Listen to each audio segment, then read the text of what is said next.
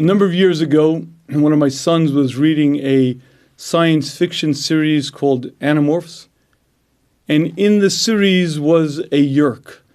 As he explained to me, a yerk enters your ear, and it's a slug, and it kind of climbs into your brain, and it takes over. It takes over your body. So you want to go left, but it says, we're going right. You want to go forward, it says, we're going back. And this slug inside your brain takes over control of you. And my son was maybe 11 or 12 years old at the time, and he said to me, Abba, isn't that a great mashal to the Yetzer Hara? The Yetzer Hara takes over, and you want to do this, but he won't let you, and he takes over. Isn't that a great mashal? So naturally, because he was a little guy, I said to him, yes, that's a great mashal, but I'd like to share with you that that is a terrible mashal. That is a terrible mashal. Why? Because you see, when the Yetzer Hara takes over, it's not that he wants to go left and I want to go right. I end up wanting to do it.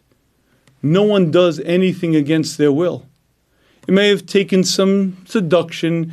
It may have taken some time. It may have taken some images and images and images. But after it's done, I agree and I want to do it. And that is one of the great difficulties in dealing with this issue. One of the ultimate damages and the ultimate difficulties is the fact that I end up wanting to do this, and then I don't want to do it. I do and I don't, I don't and I do. And who am I and what am I? And you have to understand that the battle is not a battle for action. It's not a fight not to do things. It's a battle for your mind. It's a battle for control of your thinking, and that's where the action's at. And as long as you recognize the battle is in your mind, then you're able to fight this and you're able to understand this. And I'd like to share with you an observation. If you're working on this issue, likely things will be going well. You might be learning, you might be davening, you might be at work or at school, whatever it may be. And then suddenly something begins in your brain. And when it starts, it's almost like a encapsulated, like a gel. You ever see one of those like little either aspirins or one of those vitamins? They're kind of encapsulated. And when it first comes into your brain, you can't quite see it. And it's at that moment that you make a choice. If you open the capsule, boom, the image explodes right in front of your mind. If you quickly jump to something else, the capsule never opens. And that's the critical moment.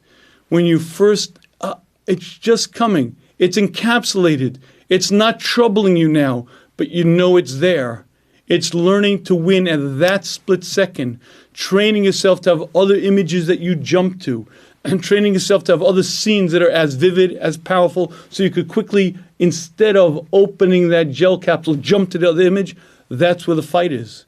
Because once that gel capsule opens, all of a sudden, and I'm gone. I'm changed.